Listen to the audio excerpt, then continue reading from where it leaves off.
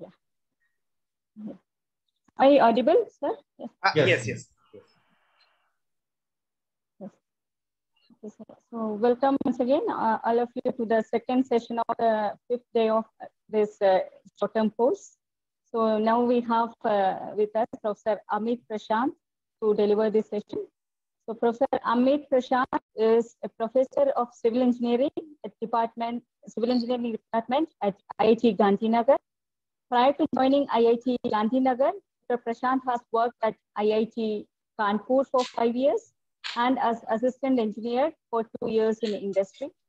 Dr. Prashant also served as officiating director of IIT Gandhinagar for the tenure of July to August 2019.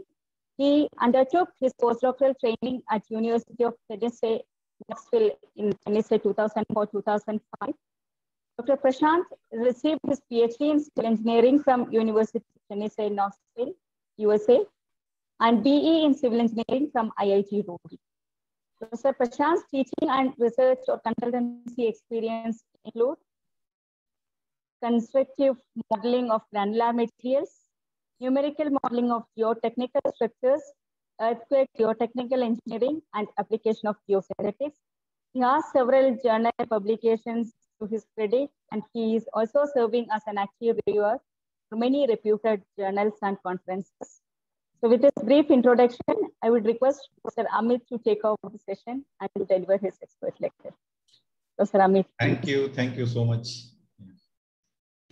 So,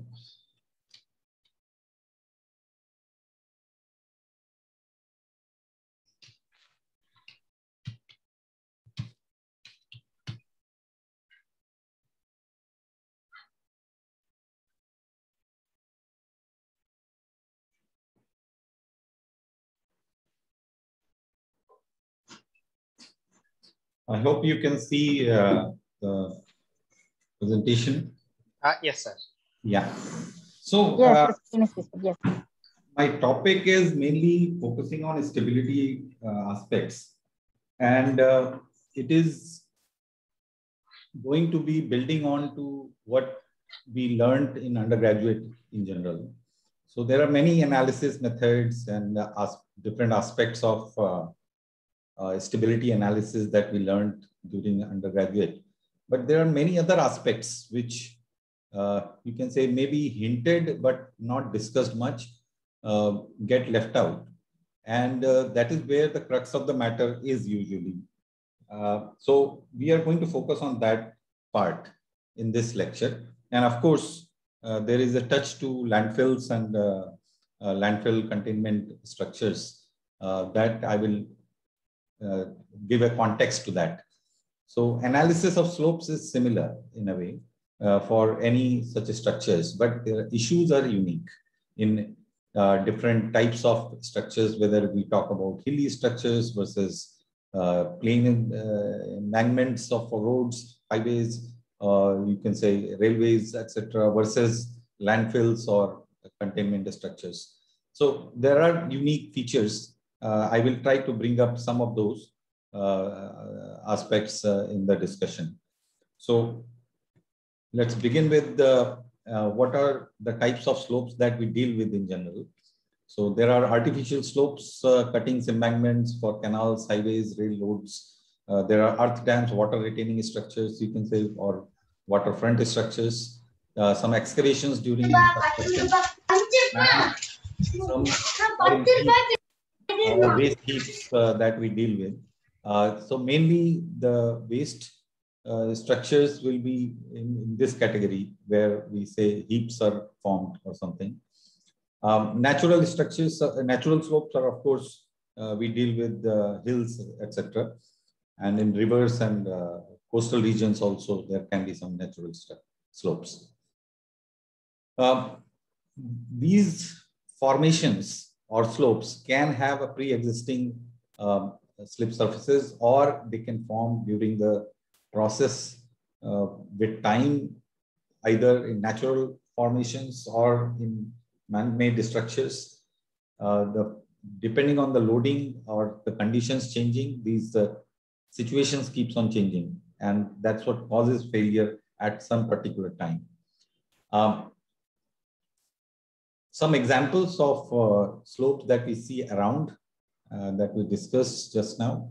And we are going to mainly focus on this part, the bottom left. So, which are like simply dumps, mainly most of the time. So failures, just to make sure that we understand that it is important to worry about this part, as many of the codal provisions even lack in the proper justification to the analysis that is required in general. So for instance, if you read the code for small dams from MORT, not MORT, Water Resource Department, I think. Yeah. So that will give you some sections in general that you can provide this section or that section. Whether that is sufficient or not, that we know it is not sufficient. Because it does depend on the soil type, it does depend on what we are retaining inside and what kind of structure that is, whether it is waterfront or not, and so on. And there are many other things that are important, not just a typical section that gets adopted without analysis. So what I'm trying to say is, while in undergrad we were told that analysis is important, many times it is getting missed. And that is because we just blindly trust the codes or guidelines, saying that it is given in the code, so it should be right. They're not necessary. So many times the information is given for information, just for the information purpose only. But we think that that is the rule, and that is where the mistakes happen. Of course, I think the situations can be dangerous sometimes. So this is one good example of water containment structures, you can say. So it's a dam. If this dam would have failed in that earthquake when it was almost collapsed at the crest, maybe more than 100,000 people would have died because of that. And people have died in many other structures, failures, especially landfill failures. And some examples of that I will put down here. Maybe later I will show some more examples where people have died, quite a few numbers. So these are some failures that are showing how landfill can be, you can say, moving with when the conditions change inside or on the surface. Some examples of landfill failures. With the first one is simply due to water fall and there's a rain water. There is a development of, you can say, dynamics that is changing with time. And on the right side, you see some tension cracks developing, and those are going to reduce the strength and increase the, you can say, the failure probability. Some more examples of the same thing. And of course, the formations are such that they can have multiple failure zones. In the first example also, you saw that. So it's a little bit more involved analysis that is required in such structures, and checking whether they are safe or we need to do something about it. This is another example, and these are few of those, but there are several such examples. Now, all these examples that you have seen here in 3-4, they are in abandoned site locations. They are far away from humanity, you can say, in general. Even if the failure has happened, it is damaging to the environment around, but at this life cost is not much, I would say, in these cases. But I will show some examples later where life is involved as well. So this is another example where some changes were being done with time, and that caused failure as well. So this is just to create motivation around why should we worry about the analysis, and why should we worry about how the dump site can be planned for better, you can say, stability. As we understand that usually these dump sites remain random filling of material. The material is not known most of the time, and it is always getting added with some uncertain material that is coming from somewhere. At the same time, how the slopes are going to be maintained, how it is, you can say, changing with time, that also gets, you can say, uncertain all the time. Because if there is no planning to begin with, that is what happens. If something looks safe today, it does not mean that it will be safe tomorrow, unless we have analyzed for it.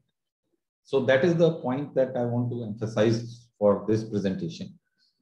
What are the forces that act on moving mass that we learned in our undergrad? That gravity force will be there. There should be pore pressure issues, and we should look into how the pore pressure is going to change with time, etc. And if there are some interfaces, we need to worry about how the forces are going to change at the interfaces as well. And now in dump sites, we need to also worry about how material is going to change with time. There can be degradation of the material with time, and also how the rainwater is going to add to the pore water pressure that is already existing or not existing. Besides the environmental constraints of leachate and hazardous things falling into the water table kind of thing. So those are separate issues.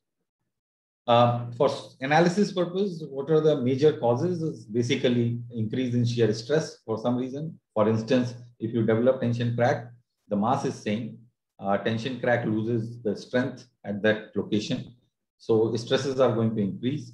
If you have rainfall, you will have water adding to the mass, and that will increase the shear stresses at the slip surfaces as well.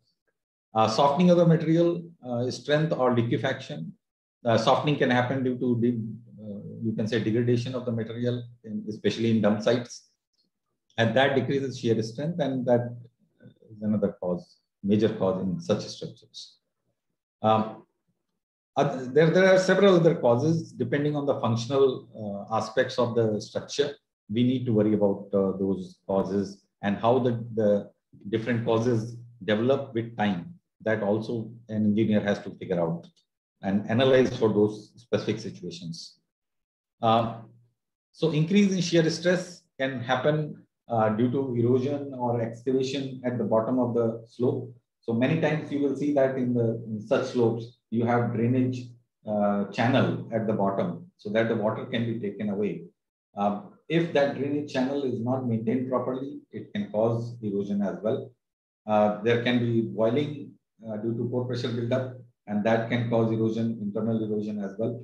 So that way, there are several things that are happening in terms of erosion and aspects with time, and we need to be watchful about those. And excavation, I think random excavation is never a good idea, but excavation has to be checked for stability aspects. If you have waterfront structures, a sudden drop in water level causes pore pressure to, you can say, build inside. Pore pressure is already there inside, but outside the pressure is reducing, and that causes problem because seepage will start happening from inside to out, and that causes failures as well. There are several other reasons, cracks, fissures that I talked about earlier, and I'm not going to repeat that, but earthquake and other transitory loadings are also important to analyze that. Besides that, decrease in shear strength. So weathering due to physicochemical phenomena that happen in the soils.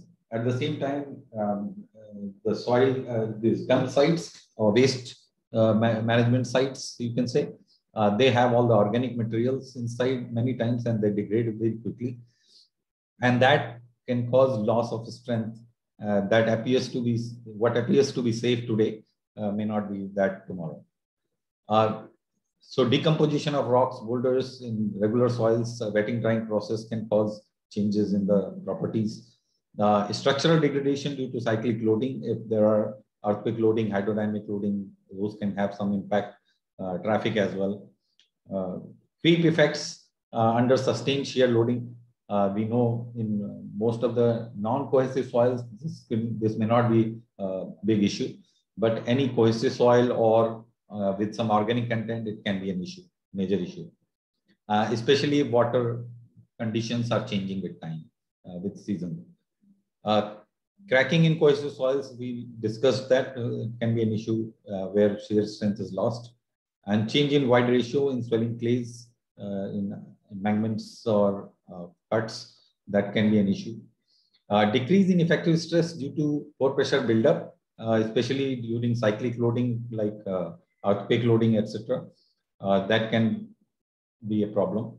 Effect of vibrations on sensitive clays. So we know if I take a sensitive clay and shake it a little bit, then it loses its strength. But it can gain back the strength after some time due to thixotropy. But for that instant when it has lost its strength, it will be the worst case scenario, you can say. Just to look at what sensitive clay means, like if you have a site near the, you can say, marine conditions, the salt content in the water can cause the silty clay silt type soils to be very sensitive to any vibration as such, right? Erosion and of dispersive soils, usually we avoid use of dispersive soils for any embankment, etc., unless we stabilize that using lime or some other stabilizing agents. But many times, unknowingly or due to ignorance, we have used those materials in different embankments, and those have caused problems of cavity or internal erosion. Why are we talking about all this is when we are in the context of landfills. When you have a landfill, where is it built on? It's usually built on natural ground conditions, and that may be anything actually, clay or some other sandy materials or any other regular soil conditions that you have. And when you have a landfill of large size, that soil at the foundation is going to be part of that whole process. So it is not the only the landfill that fails, but also the soil below plays an important role in how the landfill is going to be stable or not.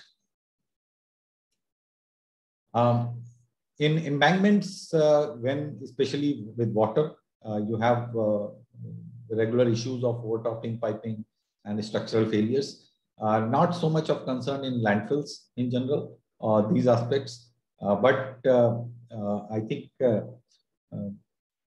most of the landfills have been, you can say, free dump sites. But now we have been, as Professor Reddy also mentioned, that we have been thinking about, and we have done several structures where we do proper containment structures around landfill site. And then sometimes we do vertical extension of such landfills. And that's where I think dam type of structures can be useful. So some of the preventive measures, of course, we can provide additional height and so on, those kind of things. So these are mainly for dams that I have some information there. When we do the analysis, the properties are very important, right? And in general, the analysis that you would do for a design of dam or embankment or regular structures, similar analysis we can or we should think about when we are checking stability of landfills or landfill containment structures.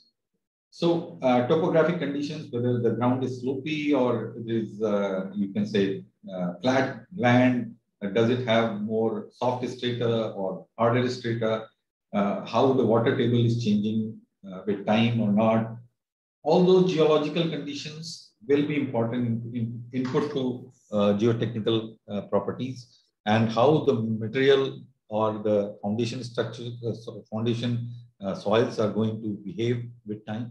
That all can be interpreted only if we have sufficient information. Mommy on a purse, baby.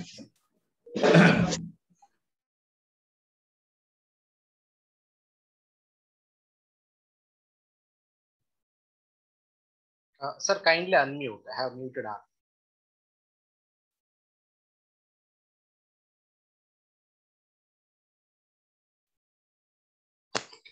Okay, now it is okay? Yes, sir. Please. Okay.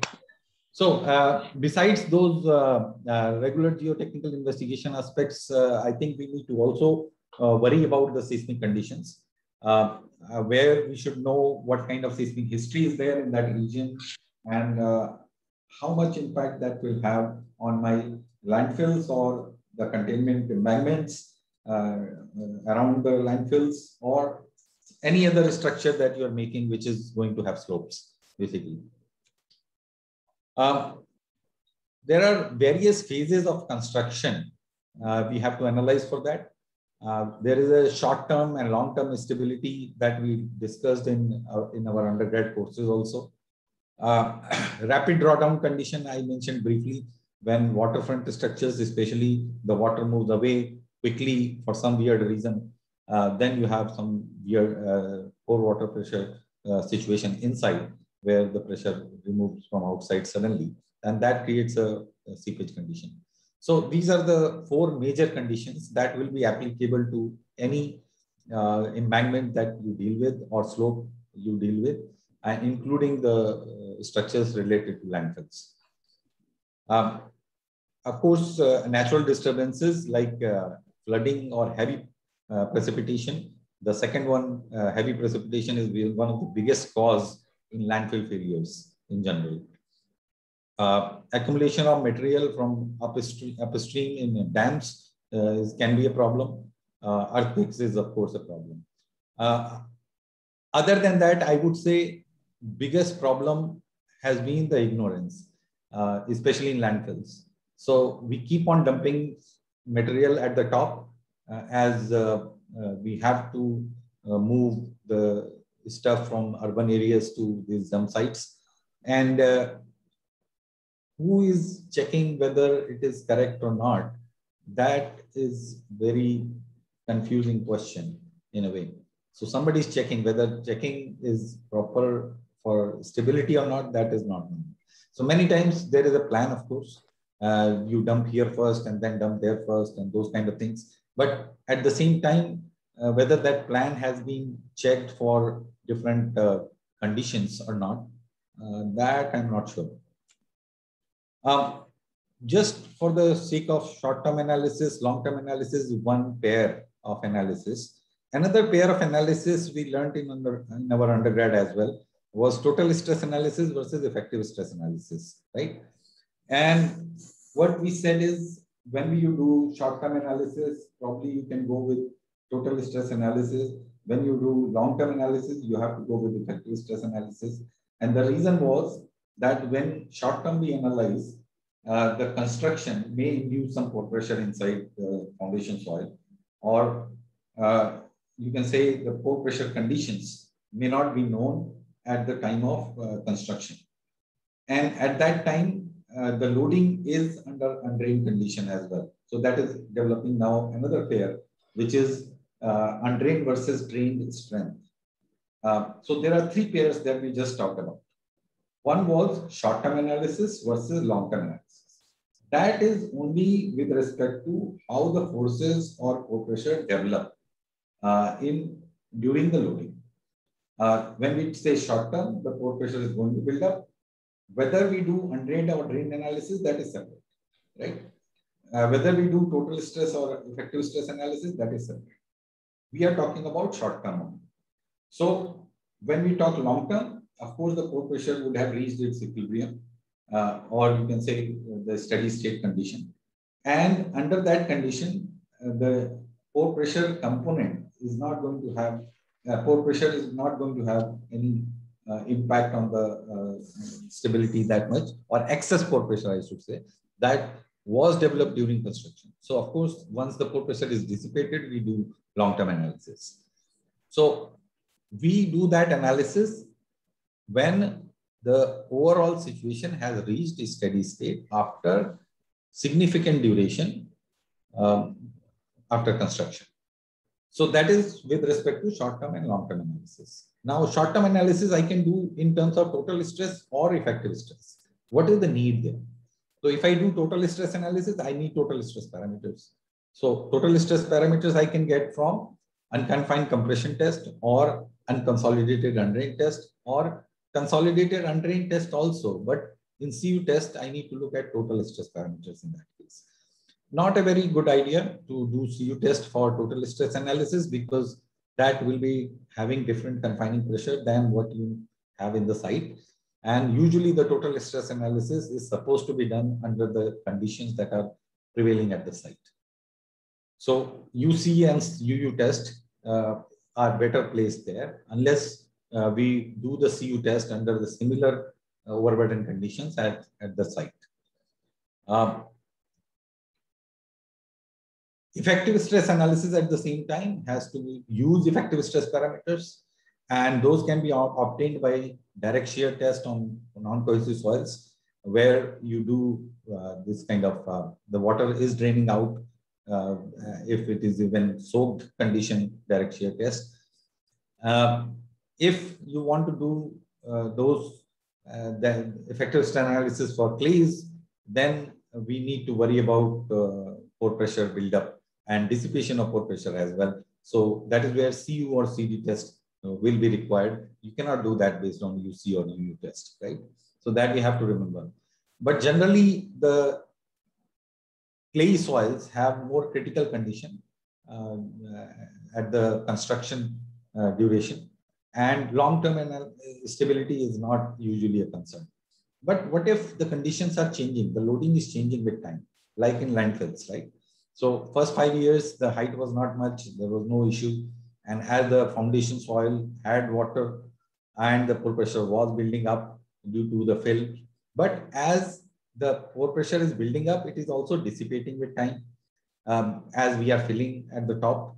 So as the landfill is getting higher and higher, the pore pressure is building but dissipating as well, right? So what is the construction condition analysis? It becomes a very confusing thing, right?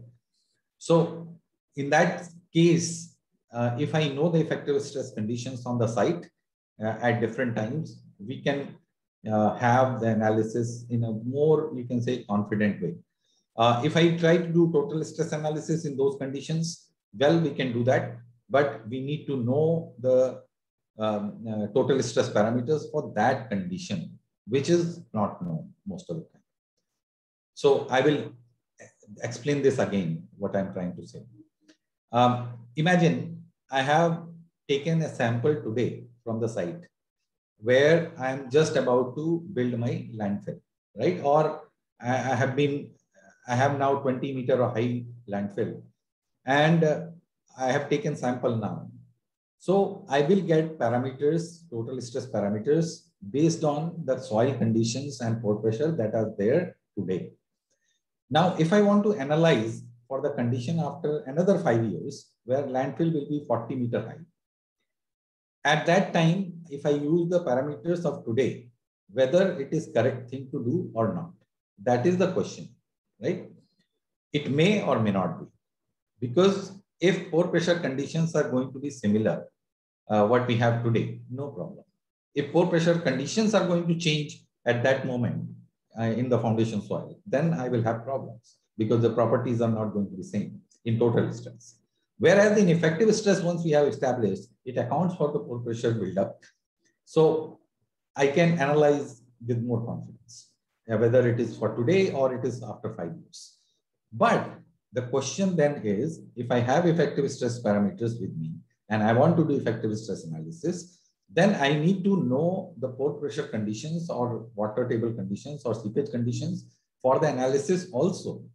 So if after 5 years, I don't know what pore pressure are going to be, then I cannot do effective stress analysis even if I want to, even if I have the parameters for effective stress, right? So in that condition, I may have to again resort back to total stress analysis, and I may have to make some assumptions for the total stress parameters, how they might change in 5 years from now. So estimating how pore pressure is going to build up, how things are going to change in the site conditions, etc. And based on that, I do some adjustments in the strength parameters to, or you can say, use some kind of reduction factors in the strength so that I can account for the strength available at that time. So those aspects are important, especially in landfills, I would say. So third aspect that I was talking about, undrained versus drained condition. So undrained condition just tells you that water has not moved much. Pore pressure is almost there as it was supposed to develop under the extra load that we have applied. And drain condition when pore pressure has dissipated completely. Now, in case of landfills, the example or the explanation that I just gave you, can I say it is undrained condition or drain condition? Which condition it is? Now this is confusing. Now I had 20 meter of fill. Now I'm going to go to 40 meter of fill. And that is happening over 5 years or 10 years, right? Would you call that undrained or drained? Neither of those. It is somewhere in between, I guess, right? Which one are you going to use? Well, that's the problem, right? Now, if I talk in terms of effective stress parameters, it's not a problem, right?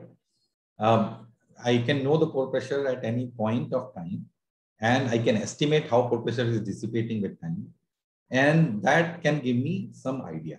Another way is simply take conservative approach. So if I assume that it is undrained condition and pore pressure has not dissipated, and it is dissipated only in the cohesive soil layers, then I can be a little bit conservative on the parameters. So that can be a shortcut to the analysis without worrying about how pore pressure is going to evolve with time. But all these aspects are important, and that is what I want to mention. Any of these terminologies or aspects that I have mentioned are not unknown to any of us. We have learned about these things several times. It's just that we have to pay attention to how the situation is evolving in the foundation soil of the soil dump or inside the soil, not soil, waste dump, right? So some more explanation about the short-term analysis and long-term analysis that I just mentioned here. Another aspect that we need to worry about is if there is a failure surface developed, the structure of the soil changes along that surface, slip surface. Now, when we do slope stability analysis in general, we just deal with peak shear strength and check the stability, right? And that is correct thing to do. But if that slope is creeping with time, in 1 year it has moved by 3 centimeters, and another year it has moved by 5 centimeters. So it means that along the slip surface, there is a large shear strain that is developing with time. Every year it is accumulating, right? Now the structure of the soil at those slip surfaces is going to be different from what you have in general, right?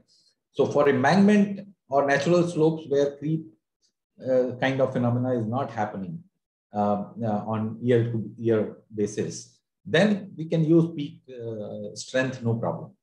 But if I see there is a movement or activity in the slope, especially in hilly areas, if that is the scenario, then I should worry about residual shear strength, not the peak shear strength, because the soil at the failure surface has changed its structure. Its particles have aligned themselves in such a way that the strength is going to be lower than the peak shear strength, right? So that way I need to analyze that for that purpose. Now, how is it going to be in landfill? That is a question. If I say that landfill material characterization is you can say, still a question of research, you can say. I don't think anybody would disagree with that, right? And then if we are talking about residual shear strength versus peak shear strength, etc., probably it's too much, right? Well, then what should I do? That is the question, right? So I need to still worry about what is the worst case scenario. So that is where I think conservative approach of assuming certain large reduction factors can be useful. In regular structures or natural slopes also, many times residual shear strength is not known. If you go to the codes, many times they will suggest just take 80% of the peak shear strength or something like those things, which is another aspect. So right now I'm just trying to emphasize that there is a phenomenon of such kind, which is related with residual shear strength, that we should look at. And what it's teaching us is that it is the scenario that is going to develop in a specific case that I should worry about, and not generalize that this particular strength is going to be applicable for all the analysis conditions. So for the scenario that I'm analyzing, I should look at the shear strength corresponding to that. And for that, we should check whether it is stable structure or not. Pore pressure measurement, I think I'm not sure how you would do that in landfills, but for foundation soils, it is possible if it is needed, but I don't think it can be done. It is done ever in general. So you just make assumptions about pore pressure and seepage conditions and just go for the worst case scenario development analysis. Just to show the rapid drawdown or sudden drawdown conditions, if water level goes down in a waterfront structure, what happens? There was a steady state seepage condition earlier when water was flowing full. Now water has gone down, so seepage conditions have reversed. Now that causes the red line failure slip surface to move sometimes, and that causes failure towards the inside of the water reservoirs. In general, when we were in undergraduate, we learned about limit equilibrium methods for slope stability analysis. And there were several methods that we were told about, right? What that did is it assumed there is a rigid soil geometry of the slope, and it has a unique failure slip surface. One part of the body is going to move, which is towards the slope, and another part, which is, you can say, back side of the slope, it will remain where it is. And we check the static equilibrium of that moving wedge with shear strength developed at the slip surface. So this is the basic framework of the limit equilibrium method, and we define certain factor of safety. For static conditions, the codal provisions say take 1.3 to 1.5 kind of factor of safety.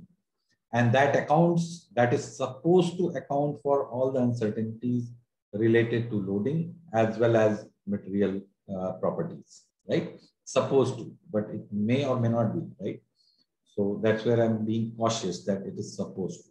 So if you have less confidence on the uncertainties of loading or on the, you can say, the properties, or if the structure is more important, then the factor of safety we take is higher in general, right?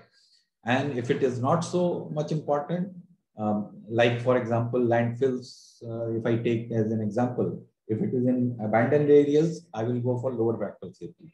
If it is near habitation, then I would go for higher factor of safety. The importance of a structure and importance of what if failure happens, then factor of safety would be changed accordingly.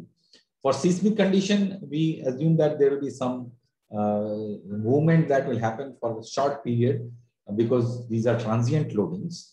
The peak loading happens only for fraction of seconds most of the time. And we know that even if failure happens, in fraction of seconds, it can move only so much.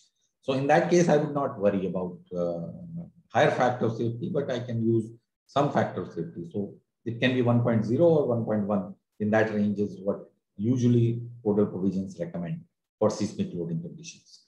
But another aspect is there. That is pore pressure buildup in seismic conditions, right? So sometimes we just generally say liquefaction, but actually it doesn't need to reach liquefaction, right? Even if there is a partial pore pressure development, what will happen? Imagine that. Shaking has built up pore pressure, overburden is same, it has not changed. Now, if that pore pressure has built up, then effective stress has gone down. And effective stress going down means strength loss. Now, if strength is lost, then of course the factor of safety is coming down. And even if earthquake recedes or earthquake passes away, the pore pressure is not going to dissipate quickly if the material is not freely draining type, right?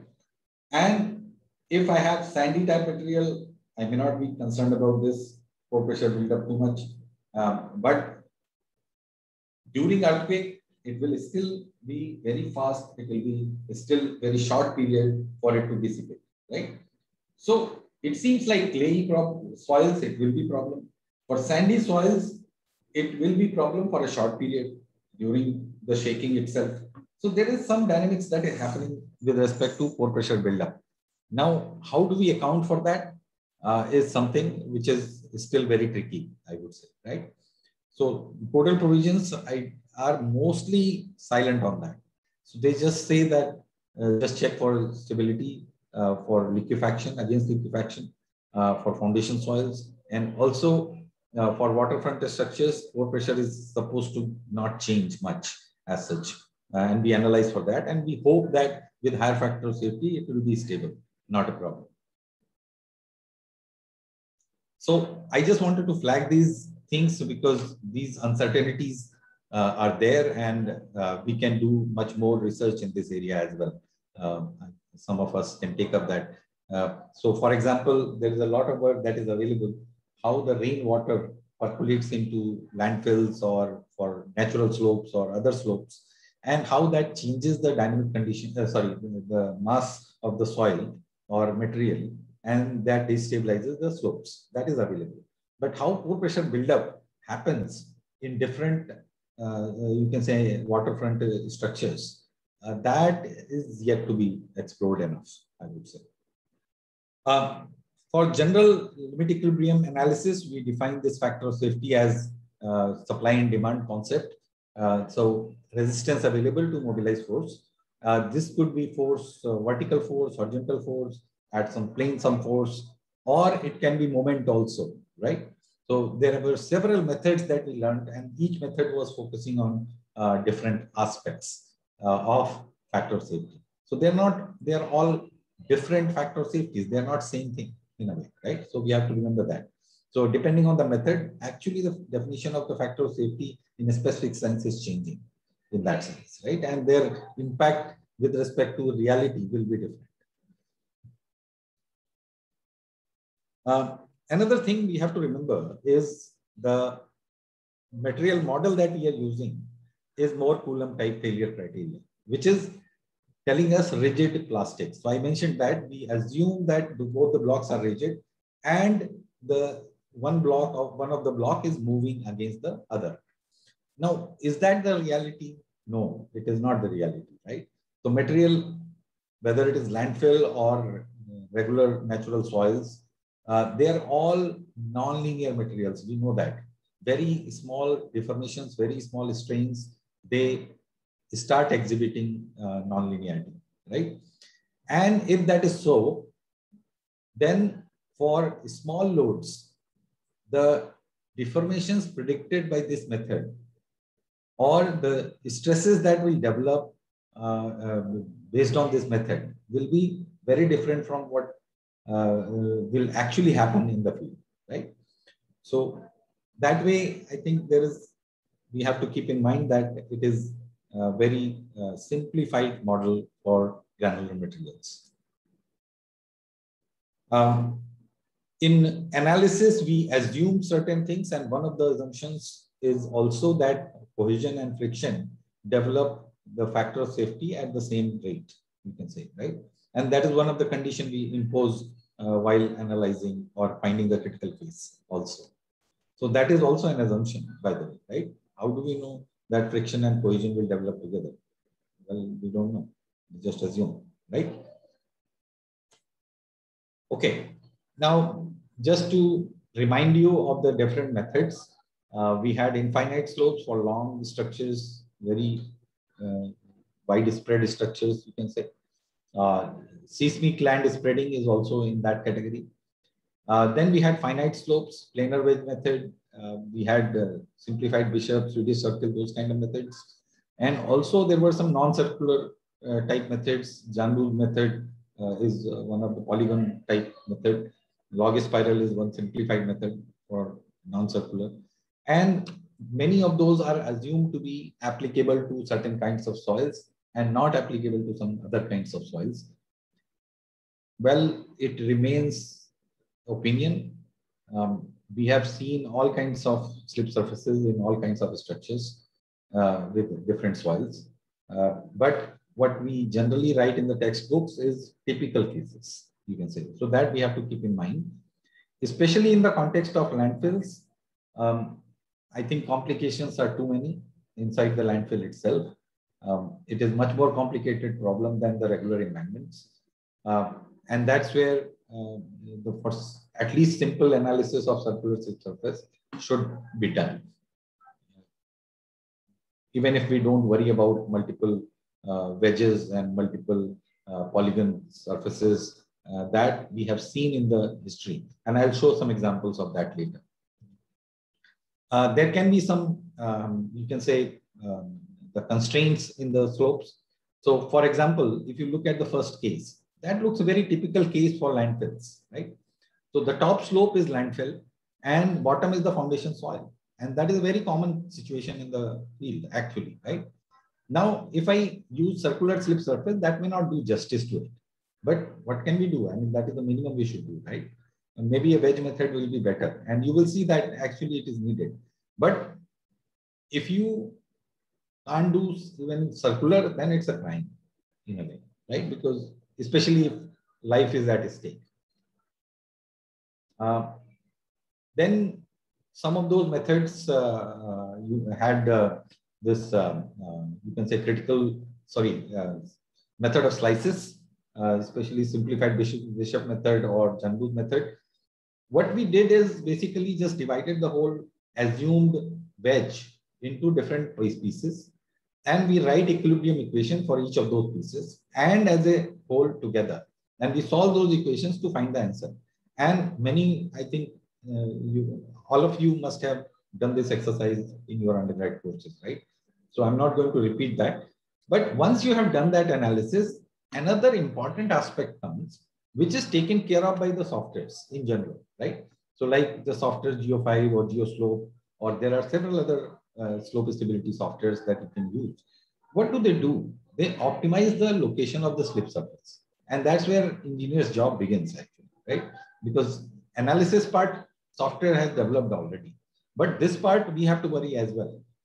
So what it does is, it assumes several slip surfaces. And it is looking for which slip surface is more critical. So for instance, if I look at this one algorithm, where I have fixed some zone or center of the circle that is going to fail, and the size or radius of the circle from each of those points in that zone of center, you can say. So the whole zone of center has been divided into multiple points. I hope you can see the pointer I have. Yeah. So these have been divided into multiple points. And for each point, we take different radius and we analyze for that. Now, each circle will have a different factor of safety. So in a way, this point has factor of safety at different slip circles analyzed already and listed. Now we can find what is the minimum factor of safety and which circle belongs to that. And we can record that, right? So let's say this circle is the critical one where factor of safety is minimum. So we record that. Similar analysis we can do for each of these points. So there are so many analyses we have done now, right? And each of these points has some critical factor of safety, right? So I plot those and make a contour of that, where what are the factor of safety values for which location of the center, in a way. And then we will find a minimum where factor of safety is minimum for certain centers, locations, right?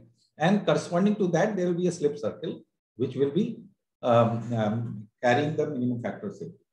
Now, I have done this analysis, no problem.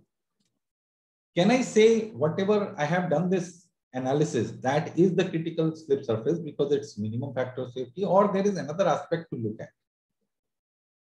So when I'm using certain software, I'm not looking at only where is the minimum factor of safety. What I'm looking at, what is the mass associated with that as well. So for instance, if my critical slip circle is coming of this size, very superficial surface-like feature of slope, where it is becoming critical, right? Versus another scenario where it is becoming critical for this second red circle, versus third, where it is becoming critical for the deep one, right? out of these three, I am getting the minimum factor of safety here, slightly higher factor of safety here, and maximum among these three is factor of safety for this largest circle. But actually, for me, the most critical will be still the bottom one, because that is going to cause the maximum damage. If there is something, some structure or some habitation in the the slope side here in this location, this whole thing is going to be damaging. So even if the factor of safety is slightly higher for this location, it will be still critical circle. Whereas the superficial circle, if it is minimum factor of safety also, even if it fails, it will just throw some debris here and very small amount, right? So even if that damage happens, it's a repairable damage, or you can say I can live with it. It is not causing me big harm. If that is so, then critical is not the minimum factor of safety circle. Critical is where mass is moved, you can say, right? So factor of safety and the mass or geometry of the mass moving, both become important in that sense. And most of the softwares, I think you can find multiple of such solutions by looking at how you constrain your search for the critical slip surface. So we should do the analysis multiple times by constraining the slip to happen in certain areas and so on. And then choose the critical circuits or critical failures. As I mentioned, for especially the landfills, circular is not the best option many times because of the interaction between the foundation soil and the landfills. And also, landfill properties do change from center to end, and that can also cause problem. If you know those things, then it's good to do non-circular type analysis. If you don't know many of those things, information like how the properties are changing, what is the foundation profile, etc., then you will be making gross assumptions about the properties. Then I think circular slip surface type analysis at least can be done. So this is what I just explained earlier, that you have certain critical locations depending on the function, depending on how the important failure is. So if failure happens, what happens? Those kind of analysis that will decide what is the critical slip surface. I'm giving you some ideas about landslides, and landfill failures are not very different from landslides, by the way, right? It's just the material is different, right? The mode of failure, the type of failures are quite similar, whether it is landslides or landfill failures, right? So just to have a better, you can say, plethora of problems, I can look at how the landslides happen and what kind of failures are possible. And I can apply almost all those conditions, all those, you can say, learning from failures to landfill failures as well, right? So just to show some examples, there are different kinds of failure that are possible: slide failure, rotational, translational, compound, curvilinear types, falls, flows, creeps. Some pictures I will show for each of those. Rotational slides. So we have seen many of these such failures. And you will see exact same failure in landfill also, and exact same housing situation in the landfill. So landfill can be mountains, and they are mountains in a way, and they can have similar kind of failures, and they can kill people the way this might have done, right? This is rock type formations failing, but this may not be that much applicable to the landfills. Similar translational slides, this may not be that much applicable to landfills. If old structures, old slopes are there, the features at the top give you history of that. So just by walking on the slope, if I see the trees are inclined or they are weird looking shape consistently over the long stretch, so what you see on the left side, the trees are inclined, the wire pole is inclined. Why did that happen? On the right side, you see all the trees are kind of inclined at the bottom, but then they become vertical at the top, right? Why is it happening? Most likely it is due to the creep in the slope. So as the roots go deep, what will happen? The soil below the slip zone will be stable, and above the surfacial features are moving down. And if that is happening, how that root is one place and soil is moving at the top, so it is applying passive earth pressure kind of thing on the stem, and it is going to tilt the trees. So if I see these kind of features on the slope, I know that may be the active slip zone, active slope, or it may have failed at least once, that kind of thing, right? So I should note these kind of features to understand if there is a creep phenomena or there has been failure and in the past. Debris flow is another, you can say, failure type. If you see the landfills, this is one of the most common type of failure mode, you can say.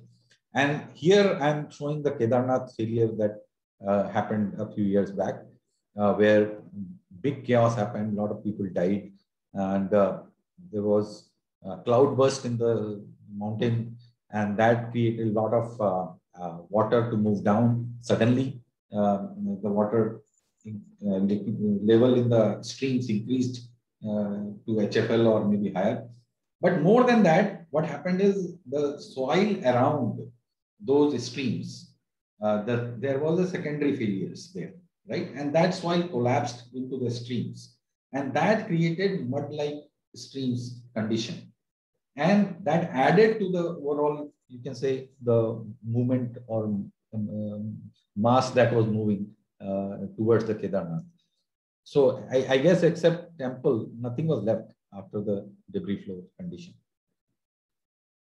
So these are just to show that there are different types of failures, and velocity of failure is also function of how the failure mode is. Now, failures don't happen only in earth. They can happen outside just for the fun of it, you can say. They happen under the sea also, similar kind of conditions, similar kind of failures. So if I understand the causes of landslides, I can actually apply many of those to landfills as well, right? So this is a summary for landslides, but if you see weak or sensitive material, that is the case in landfills. Weathered materials, that is the case in landfills. With time, organic content goes away, degrades and so on. So things are changing inside the landfills with time. Sheared or jointed or fissured materials, well, all the material is heterogeneous in landfills, right?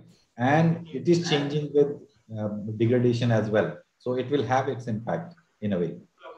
So if you see, many of these causes that are there are applicable to landfills as well. Some may not be, or we may not have to worry about them at least. But many of these are there in a way, right? So in general, the failure happens due to the water getting absorbed into the landfills or in the natural soil slopes, and that causing the pore pressure to build up, and that causes increase in the mass at the top and decrease in the strength at the slip surface. And these two things combined together are the killer for the stability, and that may fail into various modes. It can just slide, or if there is a shaking happening, there is a, you can say, water is a little too much, then it can convert into debris, and it can flow like a fluid, viscous fluid also. So this is just to explain how things move with time. The effects of landslides, you can say, are going to be same for landfill failures as well. Whatever you see as reasons, or sorry, the after effects of landslides, that will be applicable to landfills as well. And once I show a couple of examples, then you will be able to appreciate this aspect much more, right? So whether it is casualties, people have died because of landfill failures also. And it's not only the developing countries like India where people have died in very well developed countries also because of landfill failures, right? The property value decreases, the safety of the overall area or overall structure for further use reduces, environmental impacts will be there, and so on. So there are several issues that become issue because of failures. So failure is never a good thing, whether it is abandoned site or it is urban area. This is showing the landslide prone zones, but I'm not sure if we have much information on landfill failures. Most of those don't get even reported actually, so that's very difficult information to get. Just to show a few landfill failures, this is not an urban area. 1996 failure. If you see, there is a native soil at the bottom, which is already at some slope. There is a water table which is above, and solid waste is on the ground. So now solid waste is having seepage in the process as well. And we are adding solid waste at the top. And at some point, it, I think, kind of exceeded its conditions for stability, and it caused failure. Another one from 2005. This one is more like a debris flow kind of condition. Just look at the length of this. How much is the length? If you see on the right side, 250 meter is this much, and the length is A to B. So you can imagine it's almost 2 kilometers of failure. And this is landfill, by the way. This is not a natural hill or something. It is landfill. And that over 2 kilometers have failed, right? And what you see here is the urban establishment. So this failure is in a way going towards the urban establishments. So this is from Indonesia. This here shows the section of the overall disposal site, right?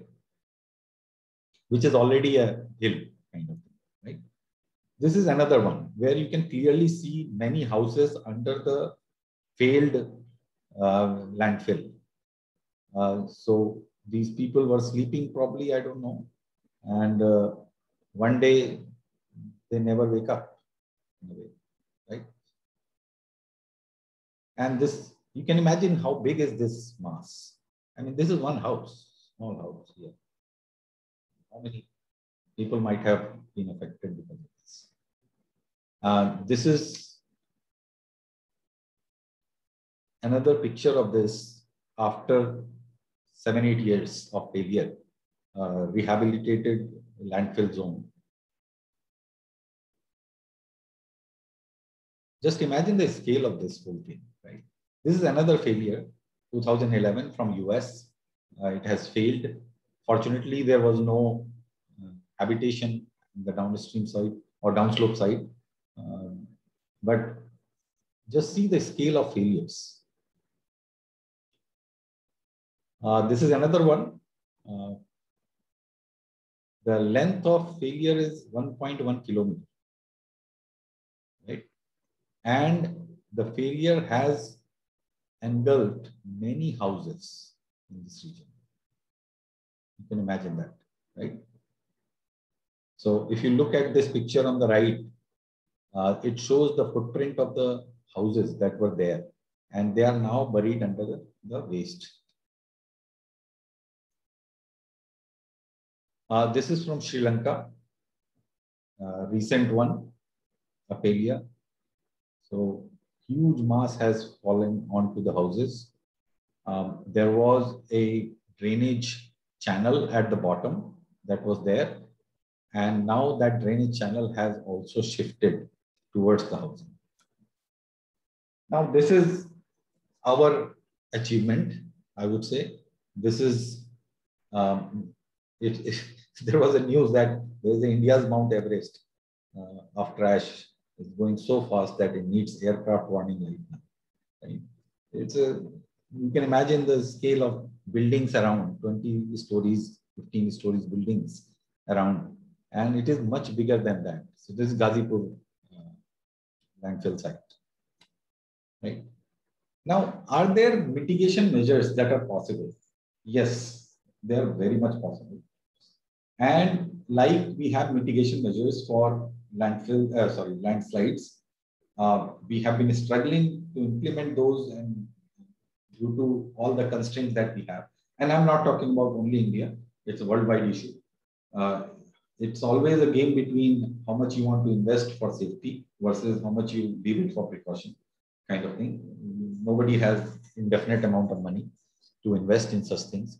But if you want to do, yes, it is possible to do. And there are many solutions that are possible. Most of the problems happen because of drainage. So if I can provide proper drainage system, nothing better than that. Half of the problem is done, solved. Other than that, of course, some stabilizing structures can be put in place. So some examples of landslide protection that have been done in the past. So this is concrete gabion or GRS wall structures to kind of balance the forces to check the landsliding. That is this example. Another example here, similar kind of structures, gabion structures as well for landslide mitigation. This is another stabilized slopes, similar kind of structures. This is another gabion type structure basically. And also geocells can be used with sometimes tail geogrids in the back. This is nailing or anchors combinations. Sometimes you also provide wire mesh at the top, especially in rockfall type regions. So this example is not for rockfall, but especially in rockfall, you need those wire mesh kind of things so that individual rocks are not falling onto the road. Kind of thing. So there are several such solutions examples are already there. So this is another, you can say, rockfall catchers that are there. They can be of metal wire mesh, or it can be sometimes even polymer wire mesh that has been used. If you want to see, you can go on the Konkan Railway from Mumbai to south on Konkan region. So you will see many of such installations on the way. Reduce hill mass by excavation or prepare the slopes, basically. And this is very cheap solution, very much possible in landfills. And that is what I meant when I said that if you do proper planning for landfills, failures can be avoided, right? So if I fill it in such a way that it is not creating any steep slopes anywhere, and it is not accumulating water anywhere. So if I ensure these two things, I can avoid failures. I may not need even another structure to protect it. If I provide sufficient water draining systems in hilly regions, it may be difficult, but it is done sometimes. So you create some kind of pipe network into the hill to drain out the water by taking it from inside altogether. But in landfills, it would be easy. Actually, I can just install pipes around, and if any rainwater comes, that will be caught by those pipes and can be drained out quickly. So that that doesn't add to the mass or doesn't destabilize the structure.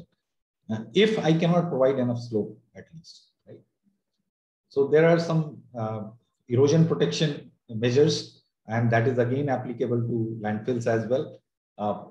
Even if the slope is looking stable, rainwater will have erosion on the surface, and that debris is going to move down to the slope and cause nuisance.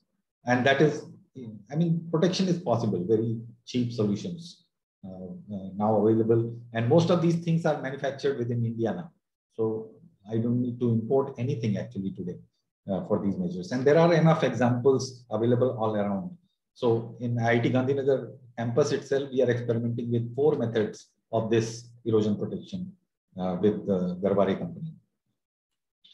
This is example from New Delhi, actually. So landfill surface, top surface, erosion protection with grass, you can say, maintained at the top.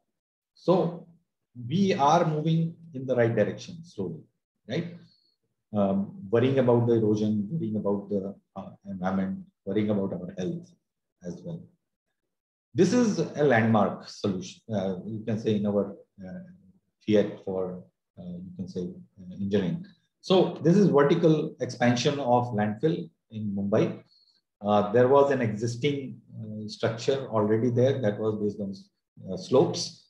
Due to less area available, the new structure has been made using geosynthetic based solution. That is what you see on the left side in the left figure. And on the right figure, you see another angle for the same structure. So that was recently completed. And that is going to be much more stable landfill site compared to what we had even earlier, in a way, right? So making these structures is not expensive. You can use most of the time the local material available from the landfill itself many times.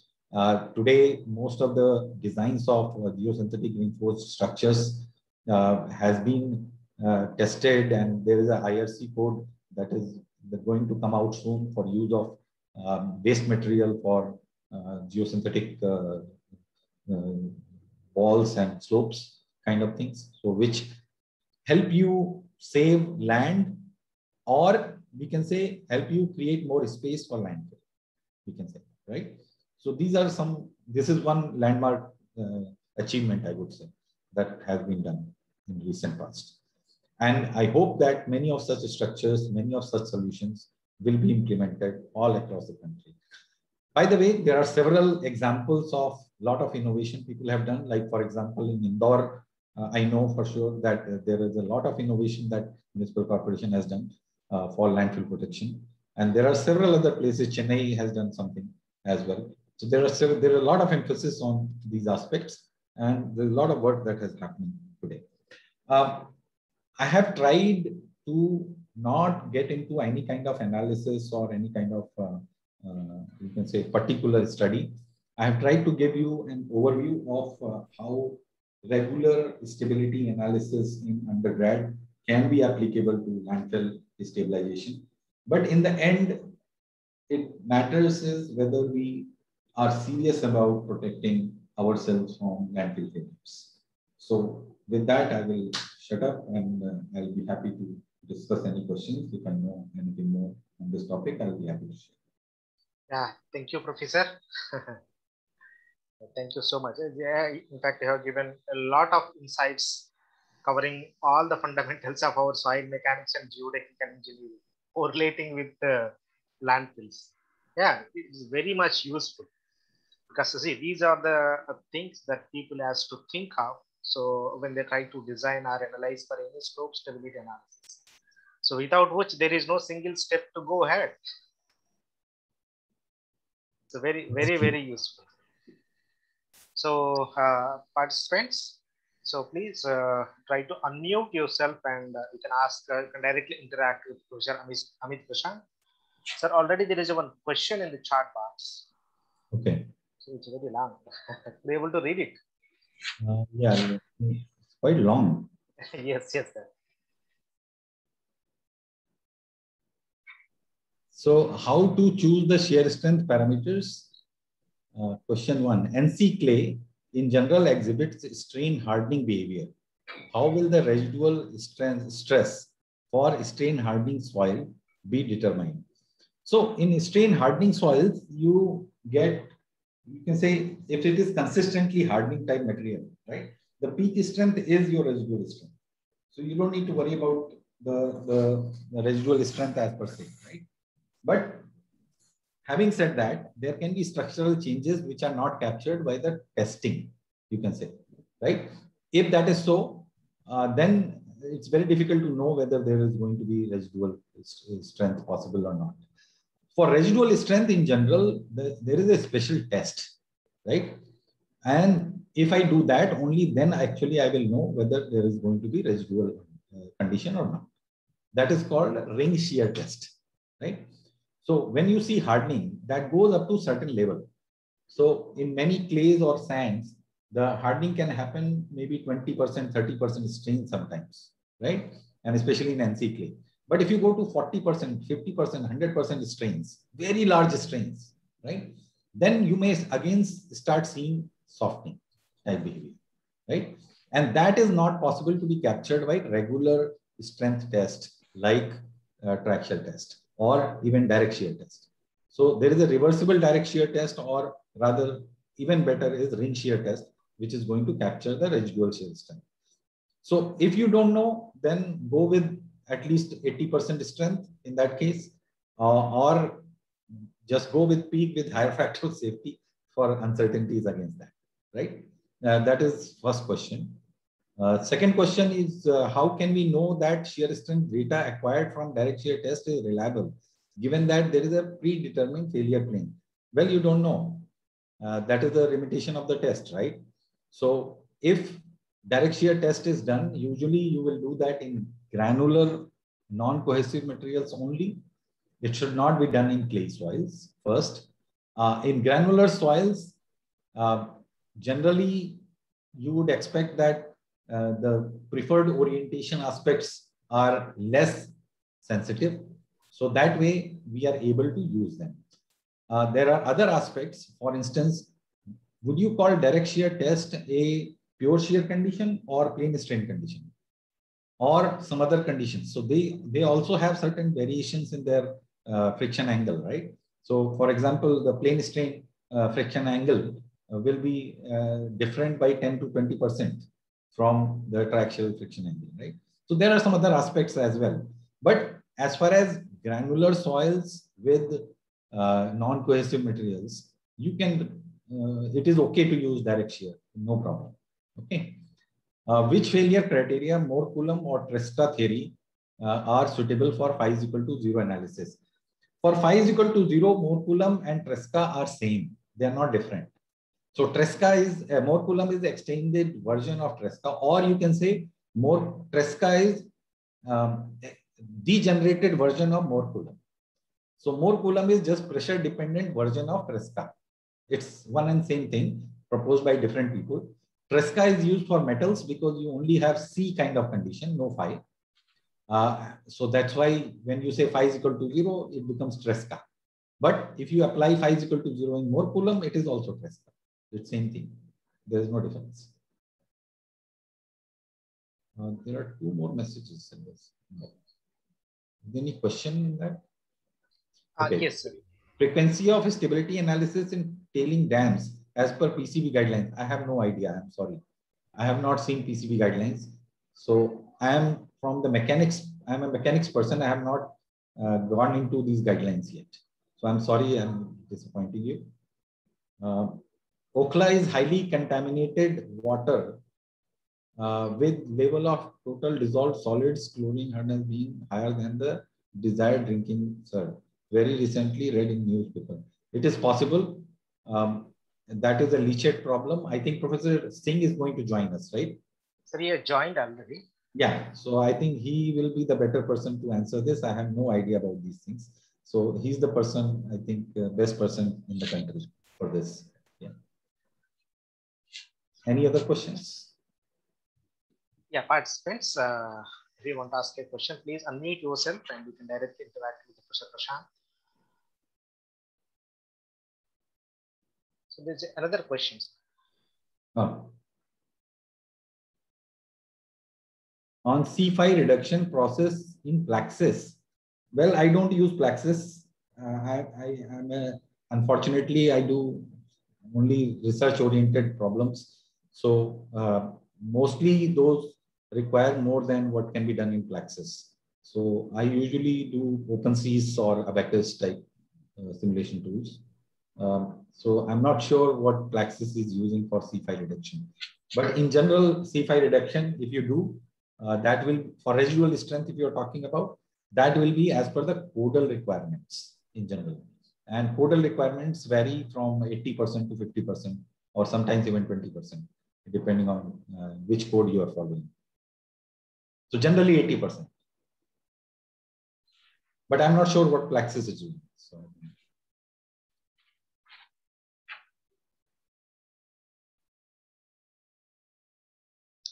So any more questions from the participant side? So please.